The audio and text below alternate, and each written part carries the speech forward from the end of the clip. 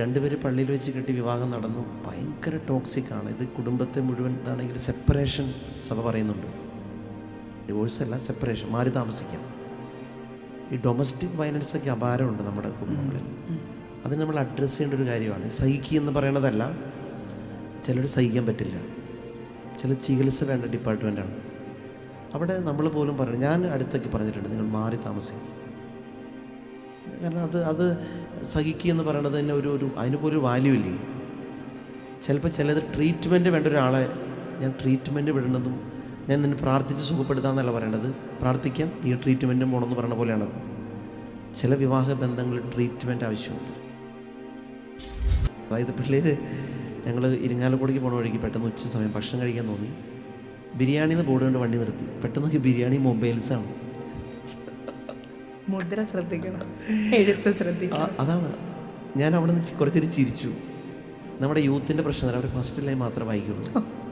First line വായിച്ചല്ലോ എന്ന് പറഞ്ഞാൽ അവർ ഓർക്കണതെല്ലാം മിന്നുന്നതെല്ലാം പൊന്നാണ് ആദ്യത്തെ. പിന്നെന്നറിയാം, ഇതിൻ്റെ സെക്കൻഡ് പാർട്ട് ശോകമൂഹമാണ്. നമ്മൾ മണിക്കൂറിരുന്ന് സംസാരിച്ച് വല്ല കൗൺസിലിംഗ് ഇട്ട് പറഞ്ഞ് അത് രക്ഷപ്പെടുത്താൻ എന്ത് പാടാന്നറിയാം.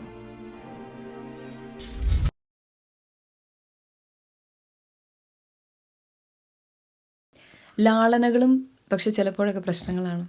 ഇപ്പം നമ്മുടെ പേരൻസ് ഈ പറഞ്ഞ പോലെ എൻ്റെ അപ്പനും അമ്മയും കാണിച്ചത് ഞാൻ തുടരുന്നു എന്ന് പറയുന്ന ഒരു കൂട്ടർ ഒരു വശത്ത് നിൽക്കുമ്പോൾ അത്രയും തന്നെ അങ്ങനെ അല്ലാത്തൊരു കൂട്ടരും വരുന്നുണ്ട്. അവിടുത്തെ പ്രശ്നം ഇപ്പം എൻ്റെ ഒരു സുഹൃത്തിൻ്റെ കാര്യം തന്നെ പറയാം. ഇപ്പം ഞാൻ വീട്ടിൽ ചെന്നപ്പം ഒരു പ്ലേ ഏരിയ, ഒരു 3, 4, 5 വയസ്സ് വരെ കളിക്കാനുള്ള കംപ്ലീറ്റ് സാധനങ്ങൾ, അതൊരു മുറിയാണ്, നല്ല സമ്പത്തുള്ളൊക്കെ ഒരു വീടാണ്. അപ്പം നിറയെ കളിപ്പാട്ടം, കൊച്ചിന് 1.5 വയസ്സ് മറ്റുള്ളൂ. അപ്പം ഞാൻ ചോദിച്ചു, എടാ ഇത്രയും ഗിഫ്റ്റ് കിട്ടിയോ? കാരണം ഒരു 4-5 വയസ്സുള്ള പിള്ളേരുടെ എന്ന് പറയുമ്പോൾ നമ്മൾ ബർത്ത്ഡേസിൻ്റെ ഗിഫ്റ്റ് അല്ല, ഇതെല്ലാം ഞാൻ മേടിച്ചതാണ്. അപ്പോൾ അതിൻ്റെ കാരണം അവൻ പറഞ്ഞു, ഞാൻ ചെറുതായിരുന്ന സമയത്ത് അപ്പോൾ ഇവന് ഒരുപാട് സാമ്പത്തിക പ്രശ്നങ്ങളുണ്ടായിരുന്നു. ഇത് സെൽഫ് മെയ്ഡ് മാൻ, സ്വന്തമായാണ് അവന് ഇതെല്ലാം ഉണ്ടാക്കിയത്.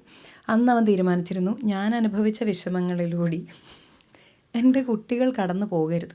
അതുകൊണ്ട് അവൻ കല്യാണം കഴിക്കാൻ വേണ്ടി വെയിറ്റ് ചെയ്തു. സ്വന്തം വീട് വെച്ച് സ്വന്തം ബിസിനസ് സെറ്റായിട്ടാണ് അവൻ കല്യാണം കഴിച്ചത്. അവന് 2 or 3 അല്ല, ഒരു 10 പിള്ളേരെ നോക്കാനുള്ള സാമ്പത്തികമായിട്ടാണ് അവൻ ആദ്യത്തെ ഒരു കുട്ടി തന്നെ ആയത്. അവൻ പറഞ്ഞു, എൻ്റെ വിഷമങ്ങൾ എൻ്റെ കുട്ടി അനുഭവിക്കരുത്. പക്ഷെ അതും പ്രശ്നമല്ലേ?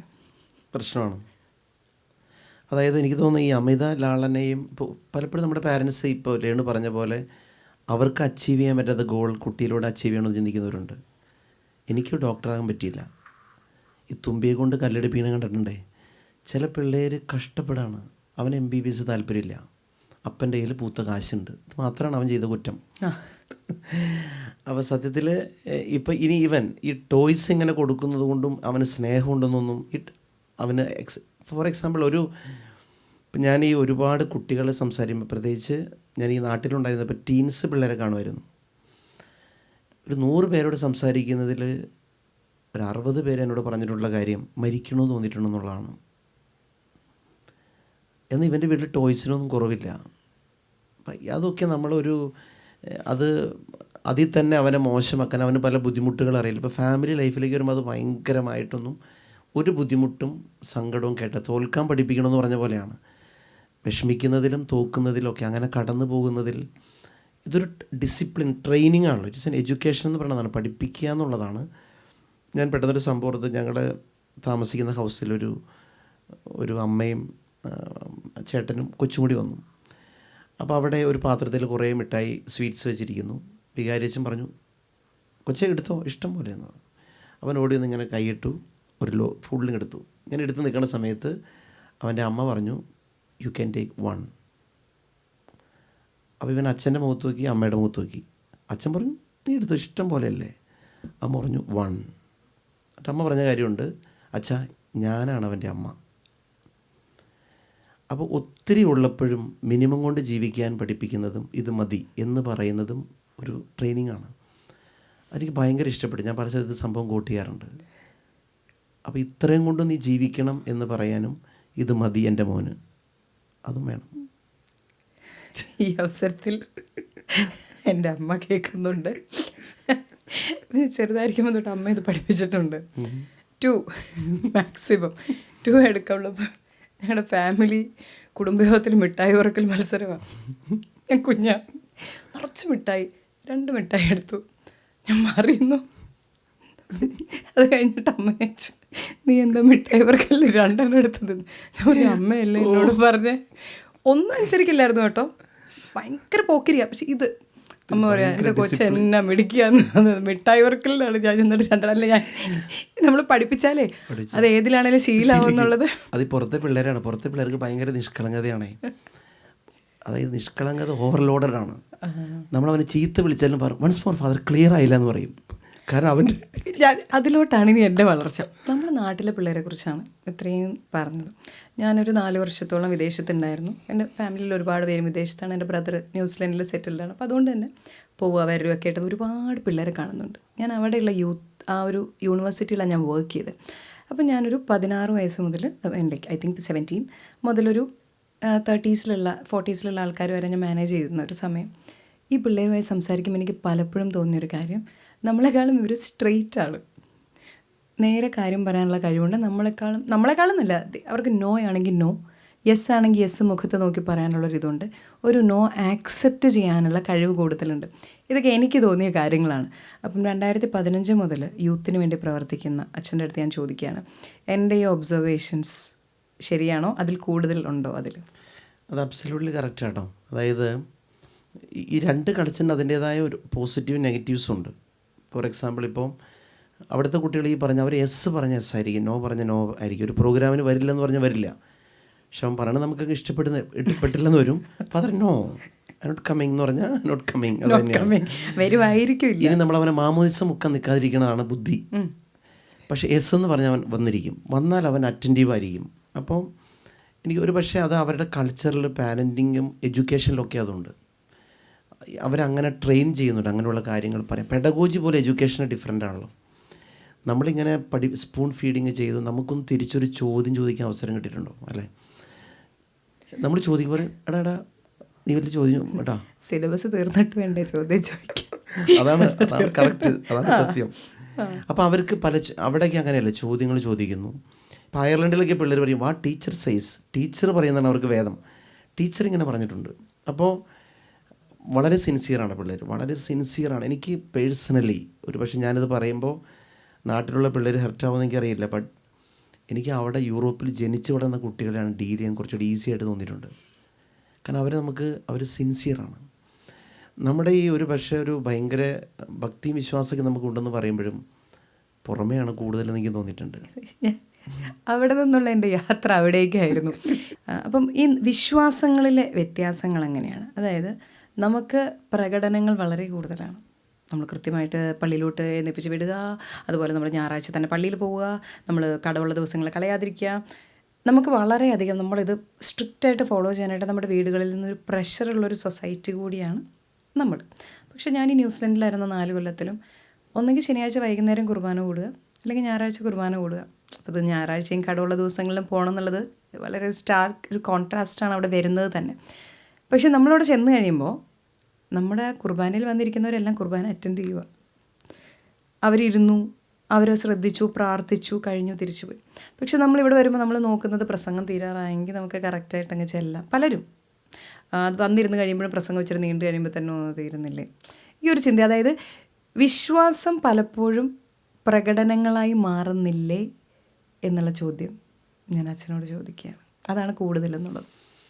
അതായത് നമ്മുടെ പുറത്തും പണ്ടിങ്ങനെയായിരുന്നു. ഇപ്പം നമ്മൾ പുറത്ത് പോയി യൂറോപ്പിൽ വലിയ പള്ളികൾ എന്തിനായിരുന്നു, മറ്റു സ്ഥലം വലിയ പള്ളികൾ എന്ന് പറഞ്ഞാൽ വൺസ് അപ്പോൺ എ ടൈം അവിടെ നിറച്ച ആളുകളുണ്ടായിരുന്നു. ഒരുപാട് ഇതുപോലത്തെ ഭയങ്കരമായ എക്സ്പ്രഷൻസും ഫെയ്ത്തും ഒക്കെ അവിടെ ഉണ്ടായിരുന്നൊരു കാലമുണ്ട്. അതുപോലെ പിന്നെ ഇത് കാലഘട്ടങ്ങളിൽ വരുന്നൊരു മാറ്റം ഇതിൻ്റെ പുറകിലുണ്ട്. കുറച്ചുകൂടി അത് റിഫൈനഡ് ആകുകയാണോ, പല കാര്യങ്ങൾ വരുമ്പോൾ ദൈവത്തിനുള്ള പ്രയോറിറ്റി പോവുകയാണോ എന്നുള്ളതൊക്കെ ഒരു കാര്യമുണ്ട്. പക്ഷേ ഒരു ഏജ് വരെ നമ്മളെ നിർബന്ധിച്ച് പ്രാർത്ഥിപ്പിക്കണം എന്നുള്ളത് കറക്റ്റാണ്. കാരണം നമ്മൾ പല കാര്യങ്ങളും ചെയ്യുന്ന നിർബന്ധം കൊണ്ടാണ്. ഇപ്പം എൻ്റെ വീട്ടിൽ ചേട്ടൻ്റെ കൊച്ച് മിന്നു, അവൾക്ക് പല്ല് തേക്കാൻ ഭയങ്കര മടിയായിരുന്നു. ചേച്ചി എന്നും നിർബന്ധിച്ച്, ഞാൻ അവധിക്ക് വരുമ്പോൾ കേൾക്കണത് മിന്നു ഇങ്ങനെ പിടിക്കി, ഇങ്ങനെ ചിരിക്കി, താഴോട്ടൊരുക്കി, അപ്പോൾ അവൾ കുറയും. ഞാനോടത്തത് എന്താണ് ഇത്രയും. പക്ഷേ ഇപ്പോൾ ഞാൻ അവധിക്ക് വന്നപ്പോൾ അവൾ പല്ല് അവൾ സ്വന്തമായിട്ട് തേക്കുന്നുണ്ട്. ഒരു ഏജ് വരെ നിർബന്ധങ്ങൾ വേണം, തെറ്റില്ല. പക്ഷേ ഈ നിയമങ്ങൾ, നിർബന്ധങ്ങൾ സ്നേഹമായി മാറുന്നില്ല. അവിടെയാണ് നമ്മൾ ബ്രേക്കാണ്. നമ്മൾ ഈ ഒരു 12 വർഷം കാറ്റഗിസം പഠിച്ചു കഴിഞ്ഞ കുട്ടി പിന്നെ പള്ളി പോകുന്നത് നിയമം കൊണ്ടാണെയോ നിർത്തും. അവർ രക്ഷപ്പെടാനുള്ള പഴുത് നോക്കും. എവിടെയോ ഞാൻ പറഞ്ഞില്ലേ, മറ്റേ അപ്പനോട് സംസാരിക്കുന്ന കാര്യം പറഞ്ഞില്ലേ, അപ്പനോട് രാവിലെ മിണ്ടാൻ പറഞ്ഞു, വൈകിട്ട് മിണ്ടാൻ പറഞ്ഞു വെച്ചു. പക്ഷെ ചില കൊച്ചുങ്ങളെ എപ്പോഴും വിളിച്ചുകൊണ്ടിരിക്കുക മമ്മീനെ എന്നത് സ്നേഹമല്ലേ? എനിക്കൊന്ന് സ്പിരിച്വാലിറ്റിയിലൊരു മിസ്സിങ് സാധനം സ്നേഹമാണ്. ഈ പഴയ നിയമം പുതിയ നിയമമുള്ള വ്യത്യാസം അത്രയേ ഉള്ളൂ. നിയമത്തെ അസാധുവാക്കാല്ല പൂർത്തീകരിക്കും എന്ന് പറയുമ്പോഴേ, പഴയ നിയമ ആചാരങ്ങൾ ഭയങ്കരമായിരുന്നു, അനുഷ്ഠാനങ്ങൾ മാത്രത്തിൽ ദൈവം കുടുങ്ങിപ്പോയി. ഈശോ കുറച്ചുകൂടി ഇത് സ്നേഹമായിട്ട് മാറ്റി. സത്യത്തിൽ പുള്ളി ചില്ലാണ്. അപ്പം ഈ ഒരാളെ എങ്ങനെയോ നമ്മൾ പറഞ്ഞ് ഒരു അവശ്യ കലാകാരനാക്കിയിട്ടുണ്ട്. എനിക്ക് തോന്നുന്നു ഈശോയെ പറ്റി ഇന്ന് പറയണ്ടെന്നല്ല, ഒരു പക്ഷേ ഈശോയെ പറ്റി പറയുന്നതുകൊണ്ട് ഒരു പിശാചിനൊന്നും പ്രശ്നമില്ലാന്ന് തോന്നുന്നു. പക്ഷെ ബ്യൂട്ടിഫുള്ളായിട്ട് പറയാൻ പാടില്ല. ഈശോയുടെ ഒരിഷ്ടം തോന്നാൻ പാടില്ല. വെറുപ്പിച്ചവണേ എന്ന് പറയില്ലേ, ഉപദേശിച്ച് വെറുപ്പിക്കുക, പ്രസംഗിച്ച് മടുപ്പിക്കുക. അത് റോങ്ങാണ് സത്യത്തിൽ. ഏറ്റവും സുന്ദരമായ ഒരാളെ പറ്റിയാണ് നമ്മൾ ഏറ്റവും മോശമായിട്ട് സംസാരിച്ചുകൊണ്ടിരിക്കുന്നത്. അതിലെല്ലാവരും, ഇപ്പം ഞങ്ങളുടെ അച്ഛന്മാരൊക്കെ അതിനകത്ത് എൻ്റെ പിഴ പറയേണ്ടതാണ്. കുറച്ചും കൂടിയൊക്കെ ബ്യൂട്ടിഫുള്ളായിട്ട് ഇയാളെ പറ്റി പറയേണ്ടതാണ്. ഒരു ഇഷ്ടം തോന്നണ്ടേ? അവിടെ ഇതിലും നമ്മളൊക്കെ ഈ അടുത്ത കാലം ഞാൻ കൂടുതൽ ചിന്തിക്കുന്ന ഒരു കാര്യമാണ്, കുറച്ചും കൂടി ബ്യൂട്ടിഫുള്ളായിട്ട് ഈ സ്നേഹത്തിലേക്കാണ്. ഇത് നിയമമാണ് മുന്നിട്ട് നിൽക്കുന്നത്. അത് പുറത്തുനിന്നുള്ളൊരു ഫോഴ്സ് അല്ലേ? ഈ പുറത്തുള്ള പിള്ളേർ ഡിഫറെൻ്റാന്ന് ഞാൻ അടുത്തറിഞ്ഞിട്ടുള്ളതാണ്. ഞാൻ ഒരുപാട് കാത്തലിക് പിള്ളേരുമായിട്ട് ഇടപെട്ടിട്ടുള്ളതാണ്. അപ്പം അച്ഛൻ ഒരുപാട് യൂത്തിനിടയിൽ പ്രവർത്തിക്കുന്ന ഒരാളാണ്. അപ്പം അതിലൊരു വ്യത്യാസം, അച്ഛനിപ്പോൾ പറഞ്ഞ പോലെ നിയമം എങ്ങനെയാണ് ഒരു വീട്ടിൽ ഈ വ്യത്യാസം കൊണ്ടുവരാൻ സാധിക്കുക? നമ്മളിനിയിപ്പം വളർന്നു പോയവരെ കുറിച്ച് കതിരയിൽ വളം വെച്ചിട്ട് കാര്യമില്ല. പക്ഷെ റൂട്ടിൽ ഇനിയുള്ളവർക്ക് ഇത് എന്ത് ചെയ്യാം? ഉദാഹരണം പറഞ്ഞാൽ, എനിക്കറിയാവുന്ന ഒരു അമ്മയും മകനും കാറിൽ ഇങ്ങനെ പോവാണ്. അപ്പോൾ കാറിന് മുമ്പിലൂടെ പോകുമ്പോൾ നോർമലി രേണുവിനെയും പഠിപ്പിച്ചിട്ടുണ്ടാവും കുരിശ് വരയ്ക്കണമെന്ന്. വരയ്ക്കുമല്ലോ, എത്രയും നല്ല മാതാവും ചെല്ലണമെന്ന്. കാറിൽ കുരിശ് വരയ്ക്കണം. 3 കാര്യമുണ്ട്. അപ്പം നോട്ട് ദ പോയിന്റ്. ഏതായിരുന്നു 3? അല്ല, കുരിശ് വരയ്ക്കാം, കാറിൽ കുരിശ് വരയ്ക്കണം. പള്ളിയുടെ ഫ്രണ്ടിലാണ് ഇതൊക്കെ നടക്കുന്നത്. ഇത് വീട്ടിൽ നിന്ന് ഇറങ്ങുമ്പോഴേ വേണം. പള്ളിയുടെ ഫ്രണ്ടിൽ എപ്പോഴും കുരിശ് മാത്രമേ. പിന്നെ ഇത് 3 ചെയ്ത ബ്ലോക്ക് ഇല്ല, പള്ളിയുടെ ഫ്രണ്ടിൽ കുരിശ് മാത്രം. അപ്പം ഇങ്ങനെ അമ്മയും മകനോട് ഇങ്ങനെ പോണ സമയത്ത് കൊച്ചിങ്ങനെ കുരിശ് വരച്ചില്ല. അപ്പോൾ അമ്മ വണ്ടി നിർത്തിയിട്ട് പറഞ്ഞു, നീ എന്താ അങ്ങനെ ചെയ്യാൻ? എനിക്കത് തോന്നിയില്ല. അപ്പം അമ്മ പറയാ, നിനക്ക് മമ്മിയോട് സ്നേഹമുണ്ടോ? ഉണ്ട്. എടാ, നീ ഇതിലെ വണ്ടി ഓടിച്ച് പോകുമ്പോൾ നിൻ്റെ മമ്മി ഇവിടെ നിൽക്കണമെന്ന് വിചാരിക്കുക. നീ എന്നെ നോക്കിയിട്ട് ഈ മമ്മിയുടെ ചങ്ക് പെടയില്ലേ? അത് പറഞ്ഞു കൊടുത്ത വിധം കണ്ടത്. ഇതാണ് കാറ്റഗിസം ഇങ്ങനെ വരേണ്ടത്. ഇങ്ങനെ ചെയ്യണം, 3 വട്ടം ചെല്ലണം. ഇതിങ്ങനെ പറഞ്ഞു കൊടുത്ത് അവൻ്റെ തലയിൽ നിന്ന് അവൻ ആകെ വട്ടായി നിൽക്കുക. ഇതിന് ഈ കർത്താവിനെ കുറച്ചുകൂടി സ്നേഹിക്കാൻ അമ്മമാർക്ക് പറഞ്ഞു കൊടുക്കുക. അതിനെന്താ വേണ്ടത് വെച്ചാൽ, അത് ഡെയിലി ലൈഫിൽ നമ്മുടെ ബന്ധം അങ്ങനെ ആകണം കേട്ടോ. നമ്മളും ഇപ്പോൾ ഈശോയെ അങ്ങനെ കാണാൻ തുടങ്ങിയാൽ, പ്രാർത്ഥന അങ്ങനെ കണ്ടാൽ ഇത് ബ്യൂട്ടിഫുള്ളാണ്. അവിടെ എവിടെയോ നമ്മളത് ട്രാൻസ്മിറ്റ് ചെയ്യേണ്ടത് നമ്മൾ തോറ്റുപോയിട്ടുണ്ട്. അങ്ങനത്തെ ചെറിയ ചെറിയ കാര്യങ്ങൾ ഇനി മറ്റൊരു കാര്യം, വീട്ടിലല്ലെങ്കിലും യുവജനങ്ങൾക്കാണ്, കുട്ടികൾ ഇൻഫ്ലുവൻസിന് ഏറ്റവും കൂടുതൽ പറ്റുക. അപ്പം ഞാനിവിടെ 2015 ചിറ്റൂർ ധ്യാന കേന്ദ്രത്തിൽ 2500 യൂത്തിൻ്റെ പ്രോഗ്രാം നടത്തിയിട്ട് ഞാൻ പോകണം ഇവിടുന്ന്. അത്രയും വലിയ ക്രൗഡാണ്. ഇറ്റലി ചെല്ലുമ്പോൾ അവിടെ ഉള്ളതാകെ 10-20 പേരാണ്. ഞാൻ എൻ്റെ എല്ലാ ടെക്നിക്സ് ഉപയോഗിച്ചപ്പോൾ എനിക്ക് മനസ്സിലായി, ഒന്നും വർക്കാവില്ല. അപ്പോൾ എനിക്ക് ദൈവം തന്നൊരു ഇൻസ്പിറേഷനാണ്, വിശ്വാസമുള്ള യൂത്തിനെ വെറുതെ കൊണ്ടുവരിക. അങ്ങനെ പ്രാർത്ഥിക്കുന്നവരെ, അങ്ങനെ യൂറോപ്പിലെ പല സ്ഥലത്ത് യൂത്തിനെ കൊണ്ടുവന്നു. യൂത്തിന് ഒരു പ്രായം കഴിഞ്ഞാൽ അപ്പനും അമ്മയും പള്ളിയിലച്ഛൻ പറയണതും ഉപദേശമാണ്, കൂട്ടുകാർ പറയണത് വേദമാണ്. സോ പാരൻറ്റിങ്ങിൽ വീട്ടിൽ തന്നെ ഇവർക്ക് എല്ലാം നമുക്ക് കൊടുക്കാൻ പറ്റില്ല. അവിടെ ഒരു സൈഡ് അപ്പോഴും വാക്കുമായിരിക്കും. ഫ്രണ്ട്സ് പറയണത്, അപ്പോൾ ഫെയ്ത്തുള്ള ഫ്രണ്ട്സ്, അവർക്ക് റിലേറ്റ് ചെയ്യാൻ പറ്റുന്ന ആളുകളോട് നമ്മളവരെ കണക്ട് ചെയ്യണം. ഭയങ്കര ഇൻഫ്ലുവൻസാണ്. ഞാൻ എവരി വീക്കെൻഡ് കാണുന്നത് അത്ഭുതമാണ്. അതായത് ചില അപ്പനമ്മ പറയും, അച്ഛൻ ഇവനെന്ത് പറ്റി, ഇവനെങ്ങനെ ഈ പേടിത്തോണ്ട് ദേ ഇങ്ങനെ ഇരിക്കണം, ഇവനിപ്പോൾ ദേ ആരാധനയ്ക്ക് പോകണു, ഇവൻ അനിയത്തി. എന്നോട് ചില പേരൻസ് പറയും, അച്ഛാ എൻ്റെ ജനറേഷനും ഇത്രയും കിട്ടിയിട്ടില്ല. അതായത് അയർലൻഡിലൊരു അമ്മ പറയാം, റോമിലൊരു പ്രോഗ്രാം കഴിഞ്ഞ് വന്ന് എൻ്റെ കൊച്ചു അനീത്തിയെ കുമ്പസാരത്തിന് ഒരുക്കുന്നു. മൈ ഗോഡ്, എനിക്കറിയില്ല അങ്ങനെ ഒരുക്കാൻ. ഇവൾ ആരാധന ചാപ്പിൽ പോയി ഇങ്ങനെ നോക്കിയിരിക്കുന്നു. What happen? അതുകൊണ്ടാണ് അവിടെ എന്ത് സംഭവിച്ചു? എവിടെയോ ആക്ച്വലി അതിനുള്ള സാധ്യതകൾ നമ്മുടെ ചുറ്റും നമ്മൾ ഒരുക്കുന്നില്ല. അത്രയും ഈശോ ചില്ലാണ്. ഇതുപോലെ തന്നെയാണ് നമ്മൾ ഇപ്പം ഞാൻ അച്ഛൻ പറഞ്ഞപ്പോൾ ഞാൻ എൻ്റെ കാറ്റീസം ക്ലാസ്സിലോട്ടായിരുന്നു. അച്ഛൻ എൻ്റെ മുഖത്ത് നോക്കി അറിയാം ഞാനൊന്ന് സഞ്ചരിച്ചു. ഇപ്പം ഞാൻ പോയത് ഞാൻ അന്ന് പഠിച്ച പാഷണ്ഡതയും കുരിശുദ്ധമൊക്കെയാണ് ഞാൻ പഠിച്ചത്. അതാണ് എൻ്റെ സമയത്ത് അതായിരുന്നു. ഇപ്പോഴത്തെ കാറ്റഗീസം ടെക്സ്റ്റ് മാറിയിട്ടുണ്ടോ എന്ന് എനിക്കറിയത്തില്ല. ഞാൻ പഠിച്ചത് അതൊക്കെയായിരുന്നു. എനിക്ക് ഒരു ഇൻട്രസ്റ്റും ഇല്ലായിരുന്നു. പിന്നെ മാർക്ക് പറഞ്ഞാൽ അമ്മ വഴക്കും പറയും. കാറ്റഗീസം പരീക്ഷയുടെ മാർക്ക് അമ്മയുടെ ആഗ്രഹം അതിൽ ഏറ്റവും കൂടുതൽ മേടിക്കണമായിരുന്നു. പക്ഷേ അനിയനായിരുന്നു ഫസ്റ്റായിട്ട് പോകുന്നത്. 90 ഭയങ്കര മാർക്കൊക്കെ ആയിരുന്നു. എനിക്ക് പറ്റത്തില്ലായിരുന്നു. എനിക്ക് അന്ന് ഓർത്തിരിക്കാൻ പാടായതുകൊണ്ട്. സോ എൻ്റെ memory of A Sunday catechism, എൻ്റെ കസിൻസിൻ്റെ മിസ്സായ കല്യാണങ്ങൾ, പോകാനുണ്ടായിരുന്നു പരാതി, അച്ഛനെ പറഞ്ഞ പോലെ ഒരു സ്നേഹവും ഞാൻ ആലോചിക്കുമ്പോൾ എനിക്കതിലില്ല. പക്ഷേ ആ കാറ്റഗിസത്തിന് എല്ലാ വർഷവും ഉണ്ടായിരുന്ന ആനുവൽ ഡേയും അതൊക്കെ എനിക്ക് നല്ല ഓർമ്മയും അതെനിക്ക് ഭയങ്കര സന്തോഷമായിരുന്നു. സോ പല കാര്യങ്ങളാണ് ഈ പറഞ്ഞ പോലെ. ശരിക്കും അതെ. ഈ അടുത്ത് ഞാൻ വെറുതെ ഈ എറണാകുളത്തൊരു പ്രോഗ്രാം ഉണ്ടായിരുന്നു യൂത്തിന് വേണ്ടി. ഞാൻ വെറുതെ അവരോട് ചോദിച്ചു എന്തുകൊണ്ടാണ് യൂത്ത് പള്ളിയിൽ നിന്നൊക്കെ അകന്ന് പോണത്. വളരെ റെലവൻ്റ് ആയിട്ടുള്ള ഞാൻ ചോദിക്കാനിരുന്ന ചോദ്യത്തിൻ്റെ കാര്യം അച്ഛൻ തന്നെ പറയുന്നത്. വളരെ അധികം അകന്നിട്ടുണ്ട്. അവരെ കൊണ്ട് നോ പറയാറാവുന്ന നിമിഷം മുതൽ ഏറ്റവും അധികം അവർ നോ പറയുന്ന കാര്യങ്ങളൊന്നും ഇതായി മാറുകയാണ്. And I was about to ask why. അപ്പോൾ അതിനകത്ത് കുറേ കാരണങ്ങൾ അവർ പറഞ്ഞതിൽ ഒരു കാരണം ഇതായിരുന്നു കേട്ടോ. ഈ പള്ളി പരിസരം കുറച്ചും കൂടി ഇഷ്ടം തോന്നിപ്പിക്കണമെന്ന് അവർ പറഞ്ഞത്. അതായത് ഇപ്പം നമ്മൾ ചെല്ലുമ്പോൾ അവിടെ അച്ഛന്മാരാണെങ്കിലും സിസ്റ്റേഴ്സ് ആണെങ്കിലും ടീച്ചേഴ്സ് ആണെങ്കിലും പള്ളി ഭയങ്കര വെൽക്കമിങ്. നമുക്ക് ഇഷ്ടമില്ലാത്തൊരു സ്ഥലത്ത് നമുക്കൊരു സ്പേസ് ഇല്ലെങ്കിൽ, യൂത്തിനെ സംബന്ധിച്ച് നമ്മൾ ഓർക്കേണ്ട കാര്യം നമ്മുടെ പള്ളികളെല്ലാം മുതിർന്നവരുടെയാണ്. വലിയ കുറേ ആൾക്കാർ വന്ന് ഇങ്ങനെ കമ്മിറ്റിക്കാർ, ചെണ്ട കൊട്ട്, പ്രദക്ഷിണം, ഇതിനിടയിൽ ഈ ബഹളത്തിനിടയിൽ നമ്മൾ കേൾക്കാതെ പോകുന്നൊരു ഗ്രൂപ്പാണ് കുട്ടികൾ. നമ്മുടെ വെറുതെ അങ്ങനെയുള്ളവരുണ്ട് കേട്ടോ. പക്ഷെ ഞാൻ എപ്പോഴും ഓർക്കുന്നു, ഞാൻ ഈ എൻ്റെ കോണ്ടെക്സ്റ്റിലുള്ള അച്ഛന്മാരെ ഒന്ന് അവരെ ഇവാലുവേഷന് കൊടുക്കുന്ന കാര്യം, നിങ്ങൾ നിങ്ങളുടെ ഇടവകയിലെ കുട്ടികൾക്കൊപ്പം എത്ര ടൈം വെറുതെ സ്പെൻഡ് ചെയ്തിട്ടുണ്ട്. വെറുതെ യുവജനങ്ങളെ വിളിച്ച് വെറുതെ അവരെ കൂടിയിരുന്ന് അവർ പറഞ്ഞ് കേൾക്കുക. അപ്പം ഞാൻ ഈ റിട്രീറ്റുകളൊക്കെ അവരെ കൊണ്ട് ചോദ്യങ്ങൾ ചോദിപ്പിക്കും. അവരാരും അപ്പോൾ ഒരു അച്ഛൻ ആദ്യമായിട്ടാണ് ഒരാൾ ചോദ്യം ചോദിച്ചോളം പറയണത്. അപ്പോൾ സത്യത്തിൽ ഇതിലൊരു ഭയങ്കരമായൊരു റിന്യൂവൽ കേരള സഭയിൽ നടക്കണമെന്ന് ചിന്തിക്കുന്ന ഒരാളാണ് ഞാൻ. കാരണം നമ്മുടെ ഫോക്കസ് വേറെ ഇപ്പോൾ ഒരുപാട് കാര്യങ്ങളിലേക്ക് പോയി. മനസ്സിലായോ? അതായത് പറഞ്ഞു എന്തോ നല്ല ചോദ്യം ഇങ്ങനെ വന്ന് നിൽക്കുകയാണ്. അതല്ല, അച്ഛൻ പറഞ്ഞല്ലോ വെൽക്കമിങ് ആവുന്ന ഒരു കാര്യം. ഞാൻ അവിടെ നിന്ന് തന്നെ തുടങ്ങാം. ഞാൻ ന്യൂസിലൻഡിൽ പോയ സമയത്ത് അത് ലാറ്റിൻ മാസിനാണ് ഞാൻ പോയിക്കൊണ്ടിരുന്നത്. I could understand every word. It was small, it was short. ഞാൻ പോകുന്നു, കൂടുന്നു, ഒരു മടിയില്ല. എൻ്റെ മോന് കൂടെ വരാൻ എനിക്ക് യാതൊരു മടിയില്ല. ഞാൻ അവിടെ നിന്ന് തിരികെ വരുമ്പോൾ ഇവിടെ സിറിയനാണ്. അപ്പോൾ സിറിയൻ മാസിനാണ് ഞാനിവിടെ പോകുന്നത്, എൻ്റെ പള്ളി. അന്ന് മുതൽ മടിയാണ്. ഞാനിവിടെ ഒന്ന് കൂടെ വരാൻ പറയുമ്പോൾ അവൻ പറഞ്ഞ് എനിക്ക് മനസ്സിലാവുന്നില്ല, മലയാളം മനസ്സിലാവുന്നില്ല എന്നല്ല, നന്നായി മലയാളം മനസ്സിലാവും, പറയുന്ന കുട്ടിയാണ്. അവനെ പ്രാർത്ഥനകൾ ഉൾക്കൊള്ളാൻ പറ്റുന്നില്ല. അവന് അതിപ്പോൾ ഞാൻ ഇത് പറയാൻ ഞാനോ അച്ഛനോ ആളല്ല. നമ്മളൊരു സഭയുടെ ഭാഗമായിട്ട് നിൽക്കുന്നവരാണ്. പക്ഷേ അച്ഛൻ ഈ പറഞ്ഞ ഒബ്സർവേഷൻ അവൻ എന്നോട് പറഞ്ഞിട്ടുള്ളത് കൊണ്ട് എനിക്ക് അച്ഛൻ പറയുന്നത് മനസ്സിലാവുന്നു എന്നുള്ളതാണ് എൻ്റെ ഇതിലേക്ക് വന്നത്. അതിലൊരു മാറ്റം വരുമായിരിക്കണം. ഇതിനകത്തൊരു കാര്യം എനിക്ക് ആഡ് ചെയ്യാൻ പറ്റും. അതായത് ഇത് അവർക്ക് നമ്മൾ പറഞ്ഞു കൊടുക്കണം എന്നുള്ളത്. ഇതുവരെ നമ്മളങ്ങനെ എന്തുകൊണ്ടാണ് ഇപ്പോൾ ചിലർ ചോദിക്കുക, അച്ഛൻ ഈശോ കുർബാന സ്ഥാപിച്ചത് സിമ്പിളായിട്ടല്ലേ, ഇതിനെങ്ങനെ ഇത്രയും നീളം വെച്ചത്? പിള്ളേർ ചോദിക്കുന്ന ചോദ്യമാണ്.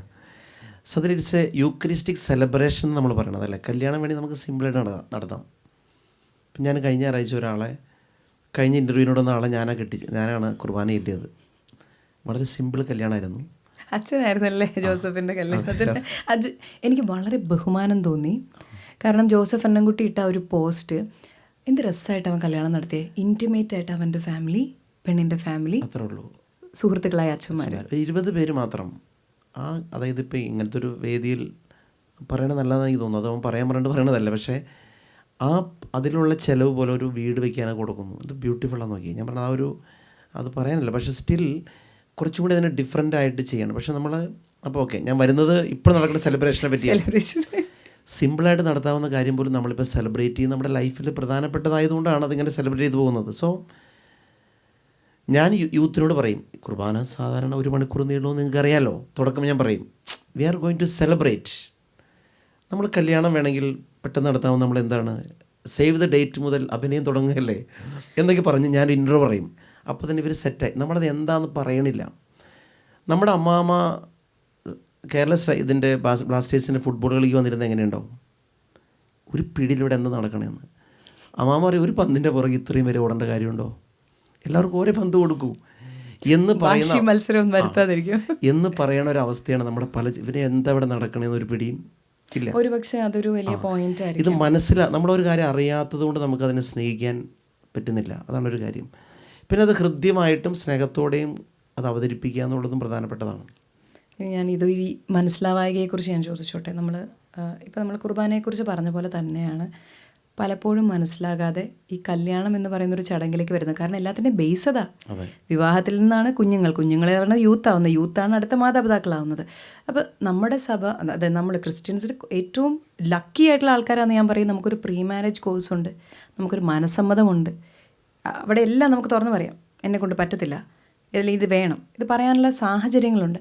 എങ്കിൽ പോലും നമ്മൾ വളരെ ചെറുപ്പം മുതൽ സ്കൂളിൽ കാറ്റീസം പഠിക്കുന്നുണ്ട്, ക്രിസ്ത്യൻ സ്കൂൾസിലുള്ള പിള്ളേർ. അത് കൂടുതൽ ഈ ഒരു 3 ദിവസത്തെ പ്രീ മാരിറ്റൽ കോഴ്സ് അല്ലാതെ വാട്ട് ഈസ് ലൈഫ് എന്ന് ശരിക്കും പഠിപ്പിക്കേണ്ടതല്ലേ എന്ന് ഞാൻ പലപ്പോഴും ആലോചിക്കാറുണ്ട്. കുടുംബ ജീവിതം എന്താണ്, വിവാഹത്തിൻ്റെ ആർഭാടങ്ങളും മനസ്സമ്മതം, കല്യാണം, സ്വർണം, നാട്ടുകാരെ വിളിക്കൽ, ഇതൊരു ചെറിയ ഭാഗം മാത്രമാണെന്നും അത് ഇമ്പോർട്ടൻ്റ് അല്ലെന്നും ഇത് കഴിഞ്ഞുള്ള ജീവിതമാണ് വലുതെന്നും നമ്മൾ ചെറിയ ക്ലാസ്സുകൾ തൊട്ട് എന്തുകൊണ്ട് നമുക്ക് കൊടുത്തുകൂടാ?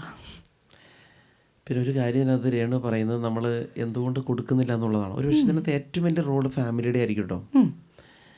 കാരണം നമ്മൾ ഇപ്പോൾ നമ്മുടെ ക്ലാസ് റൂമുകൾ ഇതൊക്കെ പറഞ്ഞാൽ പോലും എന്തോരും വർക്കാവുമെന്ന് എനിക്കറിയില്ല. ബട്ട് നമ്മുടെ കേരള കോണ്ടസ്റ്റിൻ്റെ ഏറ്റവും വലിയ പ്രോബ്ലം വലിയ ബൾക്ക് നമ്പറാണ്, ഹ്യൂജ് നമ്പർ. നമ്മുടെ യൂത്ത് കുട്ടികൾ ഇത് പഠിപ്പിക്കുന്നവർക്ക് ഇതിനെപ്പറ്റി എന്തോരം കൺവിക്ഷൻ. ഇപ്പോൾ എനിക്കറിയില്ല, 12 വർഷം കാറ്റഗിസം പഠിച്ച് പോയ കുട്ടികളോട് പള്ളിയിൽ വെച്ച് കല്യാണം നടത്തുന്ന താല്പര്യം ഒരു കൈവക്കാൻ പറയുമ്പോൾ ഇങ്ങനെ ചിന്തിക്കുന്നുണ്ട്. അപ്പം ഞാൻ പറയുന്നത് ഇതിനകത്ത് എവിടെയോ ഒരു ഭയങ്കര ബേസിക് സാധനം മിസ് ചെയ്യുന്നുണ്ട്. എനിക്ക് ഈ ഫെയ്ത്തിൽ തന്നെ വിവാഹം കഴിക്കണോ, എന്ത് അഡ്വാൻറ്റേജ് ഉള്ളതെന്നുള്ളൊരു അതൊന്നും എനിക്ക് തോന്നുന്നു. അതെ, വരൂ, അതാണല്ലോ നമ്മുടെ അടുത്ത സ്റ്റെപ്പ്. അതാണ്. അപ്പം ഞാൻ അതിനെപ്പറ്റി പറയണം അല്ലേ. എന്നോട് അടുത്തൊരു കുട്ടി ചോദിച്ചു, നാട്ടിൽ നിന്നൊരു ഫോൺ എനിക്ക് റൂമിലേക്ക് വരാണ്, അച്ഛാ ഞാനിങ്ങനെ ഒരു വിവാഹം എന്ന കൂതാശ സ്വീകരിക്കണം, സെക്കുലർ മാരേജ് മതിയോ എന്നാണ് എൻ്റെ ചിന്ത. അതുകൊണ്ട് അച്ഛൻ്റെ അഭിപ്രായം എന്താണ്? ഞാൻ ഒരു സെക്കുലർ മാരേജ് നടത്തുന്നതിനെ പറ്റി അച്ഛൻ്റെ അഭിപ്രായം ഉദ്ദേശിക്കുന്നത് എന്താണ്? ക്രിസ്ത്യൻ അല്ലാത്ത ഒരാളായിട്ട്. അതെ, അത് തന്നെയാണ്, അത് മാത്രമേ ഉള്ളൂ. അതായത് പള്ളിയിൽ വേണ്ട, പുറത്ത്. അപ്പോൾ പക്ഷെ അവൾ പള്ളിയിലൊക്കെ വളരെ ആക്റ്റീവായിരുന്ന കുട്ടിയാണ്. അപ്പോൾ അതുകൊണ്ട് ഇങ്ങനെ പള്ളിയിൽ വെച്ച് കെട്ടണം, നമ്മൾ ഫോട്ടോ എടുക്കും, ആഘോഷമാണെന്ന് കേട്ടിട്ടുണ്ട്. പക്ഷേ ഇതിൽ എന്താണ് എൻ്റെ അഡ്വാൻറ്റേജ് എന്നുള്ളത് എനിക്ക് ക്ലിയർ അല്ല. അപ്പം ഞാൻ അവളോട് പറഞ്ഞു, വിവാഹം എന്ന കൂതാശ സ്വീകരിക്കുമ്പോൾ എനിക്ക് എന്ത് കിട്ടുമെന്ന് വിചാരിക്കണം, എനിക്കൊന്നും അറിയില്ലെന്ന് അവൾ പറഞ്ഞു. അപ്പം ഞാൻ അവളോട് പറഞ്ഞൊരു കാര്യമുണ്ട്, ഒരു സെക്കുലർ മാരേജ് ഒരു കോൺട്രാക്റ്റാണ്, 2 പേര് തമ്മിലുള്ളൊരു കോൺട്രാക്റ്റാണ്. ഇപ്പോൾ രേണു ഒരു കമ്പനിക്ക് ജോലി ചെയ്യുമ്പോൾ അവരുടെ ഒരു കോൺട്രാക്റ്റ് ഉണ്ട്, ഇത്ര അവേഴ്സ് വർക്ക് ചെയ്യണം, ഇത്ര സാലറി കിട്ടും. ഈ കോൺട്രാക്റ്റ് ബ്രേക്ക് ചെയ്താൽ നിങ്ങൾ 2 പേരും അതിൽ നിന്ന് പിൻവാങ്ങും, അതല്ലേ? സെക്കുലർ മാരേജിന് അത് മാത്രമുള്ളൂ, 2 പേർക്കിടയിലുള്ള ബന്ധം മാത്രമാണത്. പക്ഷെ വിവാഹം എന്ന കൂതാശയിൽ ഒരു തേർഡ് പാർട്ടി ഇൻ്റർവ്യൂൻ ചെയ്യുന്നുണ്ട്. എല്ലാം ഒരുമിച്ച് പോകേണ്ടതല്ല എന്ന് വിശ്വസിക്കുന്ന ഒരാളാണ് ഞാൻ. എല്ലാം ഒരുമിച്ച് പോകേണ്ടതല്ല, ചിലത് ഒരുമിച്ച് പോകേണ്ടതാണ്. ഇത് രണ്ടും തമ്മിലുള്ള വേർതിരിവ് മനസ്സിലാക്കാനുള്ള കഴിവ് കുറവാണ് ഒരുപാട് യൂത്തിനിടയിലും ഉള്ളതെന്ന് ഞാൻ ഒബ്സർവ് ചെയ്യാറുണ്ട്. ഈ പറഞ്ഞ തേർഡ് പാർട്ടിയെ അതൊരു കോയിൻ്റെ 2 വശം പോലെ പലപ്പോഴും ആക്ട് ചെയ്യാറുണ്ട്. ദൈവമാണ് അതിനിടയിൽ നിൽക്കുന്നത്. ദൈവം യോജിപ്പിച്ചത് മനുഷ്യൻ വേർപെടുത്താതിരിക്കട്ടെ. പക്ഷേ ദൈവം യോജിപ്പിച്ചതല്ലേ എന്നും പറഞ്ഞ് ടോക്സിക് ആയിട്ടുള്ള ഒരുപാട് ബന്ധങ്ങളിൽ കിടക്കുന്നതും അതിലൊരു വലിയ വശമാണ്. പക്ഷേ ഏറ്റവും വലിയ പോയിന്റ് അല്ലെങ്കിൽ ക്വസ്റ്റ്യൻ, ഇതിലേതാണ് ടോക്സിസിറ്റി, ഏതാണ് ടോക്സിസിറ്റി അല്ലാത്തത്? ഇത്രയും ഒരുമിച്ച് ചോദിച്ചുകൊണ്ട് ഞാൻ അച്ഛന് വേണ്ടി മൈക്ക് കൈമാറുന്നു.